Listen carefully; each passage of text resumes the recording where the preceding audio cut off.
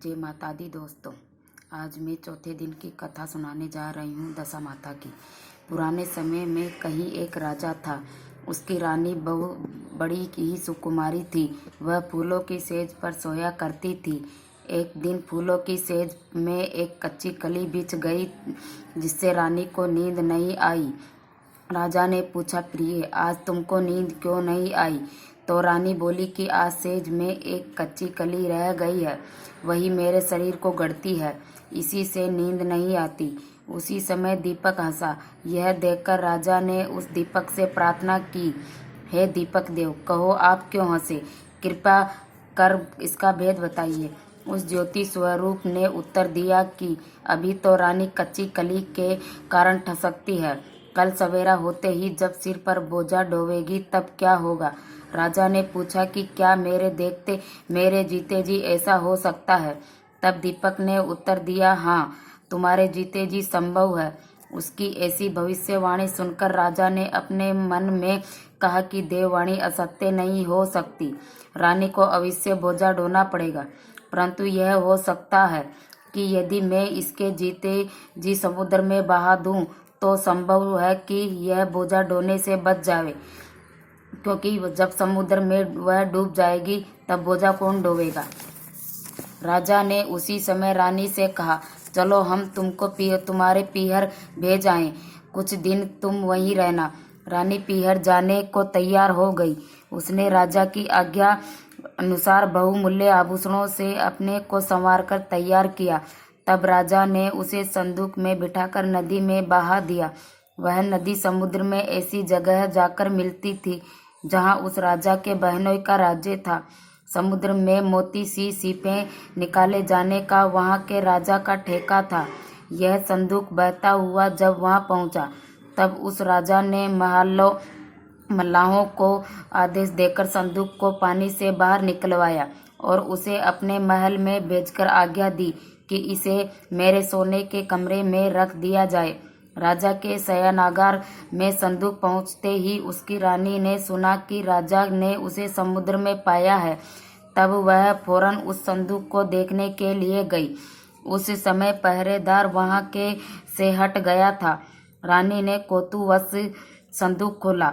उसमें देखा कि उसके भीतर एक सर्वांग सुंदरी 16 श्रृंगार 12 आभूषण धारण किए बैठी है। रानी ने अपने जी में सोचा कि अगर राजा इसको इस दशा में देखेगा तो इसी का हो जाएगा, तुझको त्याग देगा, इसलिए इस स्त्री का हुलिया बिगाड़कर संदूक में बंद कर देना चाहिए। ऐसा विचार कर उसने रानी के जेवर कपड़े सब उतरवा कर दिए तथा मेले कुचले कपड़े फटे पुराने पहना दिए और संदूक को वापस बंद करा दिया। जब राजा बाहर से महल में आया तब उसने रानी से पूछा कि क्यों रानी, तुमने देखा कि इसमें क्या है? रानी ने जवाब दिया कि नहीं, मैंने कुछ नहीं देखा, सुना कि क्या है, क्या नहीं है। राजा ने रानी के सामने संदूक खुलवाया तो उसमें फटे पुराने कपड़े पहने एक भिखारिनी सी दिख पड़ी। रानी ने कहा कि यह तो कोई निर्वासित भिखारिनी दिखाई देती है, इसको कारखाने में भिजवा दिया जाए, वहाँ लड़की लकड़ी डोटती रहेगी और खाना पाती रहेगी। राजा ने रानी से कहे अनुसार उसे कारखाने में भेज दिया। एक दिन रानी की सहेलियां नदी में स्नान करके दशा रानी के डोरे ले रही थी। एक डोरा अधिक था। वे इसी विचार में थी कि यह किसको दिया जाए। देवयोग से उसी समय वह लकड़ी डोने वाली रानी वहां जा पहुंची। उन्होंने उससे कहा कि बहिन, यदि तुम कोई नीच वर्ण न हो तो हमारा डोरा ले ले। रानी ने कहा कि मुझे गंडा लेने से इनकार नहीं है, परंतु मुझे तो खाने भर को मिलता ही नहीं, इसकी पूजा कैसे करूंगी? वे बोली कि तुम इसकी चिंता मत करो, हम रोज इस जगह स्नान करने आया करेंगी, 9 दिन तक कथा कहा करेंगी, तुम भी नित्य कथा सुन जाया करो। 10वें दिन पूजा होगी, तब एक दशा रानी चाहेगी तो अवश्य तुम्हारी दशा बदल जाएगी। तब रानी ने श्रद्धा पूर्वक डोरा ले लिया। उसी दिन रानी के पति को यह चिंता उत्पन्न हुई कि रानी को संदूक में रख कर बहा तो दिया, परंतु उसका कोई समाचार नहीं मिला कि क्या हुआ। किसी तरह इसकी टोहर लगानी चाहिए। अस्तु। राजा एक नौका पर सवार होकर नदी द्वारा यात्रा करता हुआ अपने बहनोई के यहाँ पहुँचा।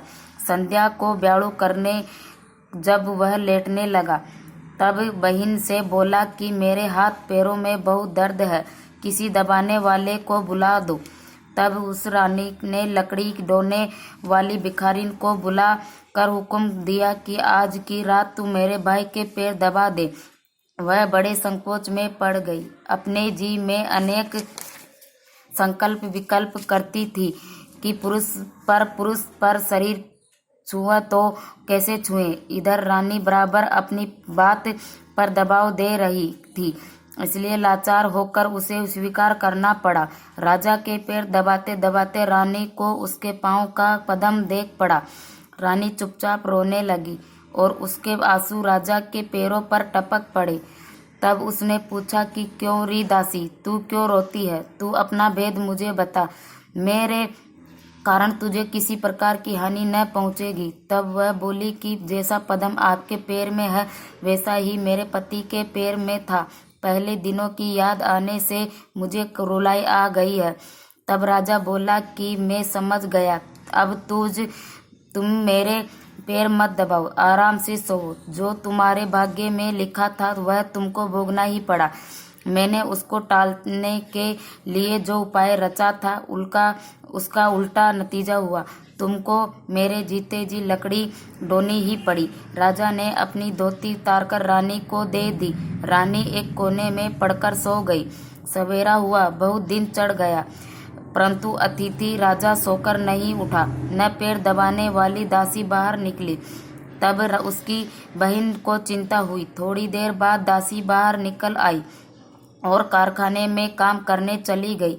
रानी ने अपने भाई के पास जाकर उसे जगाया। तब वह बोला कि मेरे माथे में पीड़ा है, मैं अभी नहीं उठूंगा।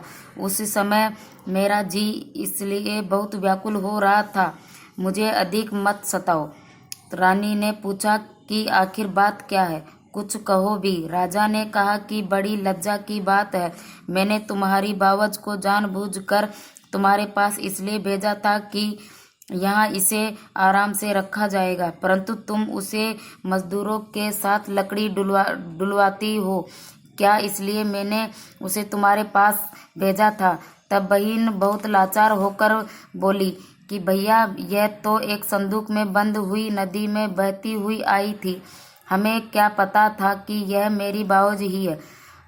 उसने फौरन ही अपनी दासी को भेजा कि उस लकड़ी ढोने वाली को चुपचाप मेरे पास बुला कर लेके आओ। जब लकड़ी ढोने वाली आई तो उसकी ननद ने उसका आदर किया और विनीत भाव से उसको माफी मांगनी पड़ी। कुछ दिनों बहन के पास रहने के पश्चात वह राजा अपनी रानी को साथ लेकर अपनी राजधानी लौट आया। रानी ने अपने महल में पहुंचकर सुहागिनों नौती धूमधाम से दशा रानी के गंडे की पूजा की और गांव भर में ढिंडोरा फेर दिया कि आज से अमीर गरीब सब दशा रानी के गंडे लिया करे और श्रद्धा पूर्वक पूजा किया करे।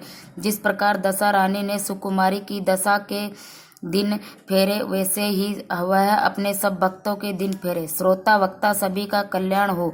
जय माता दी दशा माता।